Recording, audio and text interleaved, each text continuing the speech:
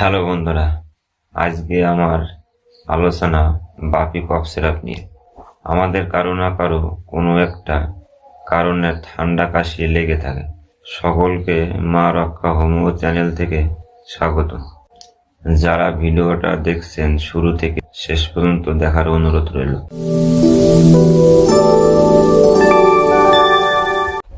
আমি ডাক্তার সুজন চলে এসেছি নতুন একটা ভিডিও নিয়ে। তাহলে চলুন বাপি কফ সিরাপের ইউজ, সিমটম, বেনিফিট নিয়ে আলোচনা করি। আমাদের কারো না কারো ঠান্ডা কাশি সর্দি কোনো একটা কারণে লেগে থাকে। চলুন তাহলে জেনে নিই কি কি কারণে ঠান্ডা কাশি লেগে থাকে। আমরা টাইম মতো স্নান করি না, বা ধুলোবালি কাজ করি, বা ঠান্ডা জল পান করি, বা ওয়েদার চেঞ্জেও হতে পারে, এবং মাথায় বৃষ্টির জল লাগলে হতে পারে। আরো নানা কারণ রয়েছে।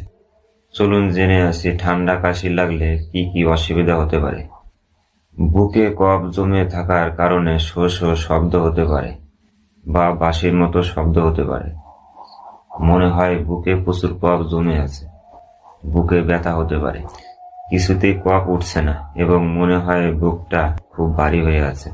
বন্ধুরা, ভিডিওটা বেশি বড় করব না, চলুন তাহলে জেনে আসি বাপি হোমিও কফ সিরাপে কি কি হোমিও মেডিসিন মিশানো আছে।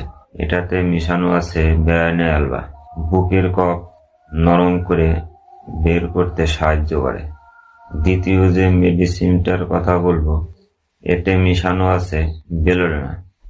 এর লক্ষণ থাকবে মাথা ব্যথা, বা চোখ মুখ লাল হয়ে থাকা, বা কাশতে কাশতে ক্লান্ত হয়ে পড়া।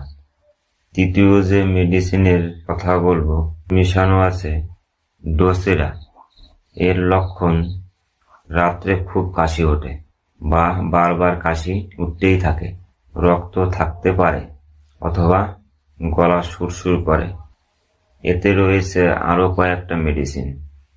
এতে রয়েছে জিঙ্গাবার, এতে রয়েছে জোস্টিকা, কফ বেরোনো সাহায্য করে। এতে রয়েছে মিন্থা, এতে রয়েছে অসিমিয়াম, এতে রয়েছে ইমোনিয়াম। এর সঙ্গে আরেকটি ওষুধ খেতে হবে, নাক্স ভূমিকা 30।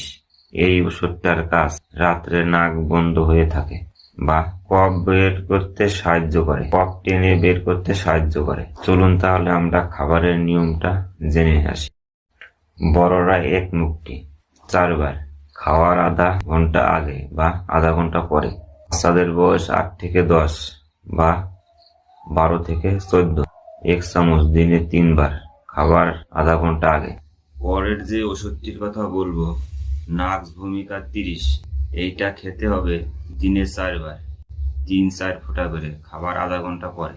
বাচ্চাদের 1 ফোঁটা, খাবার আধা ঘন্টা পরে।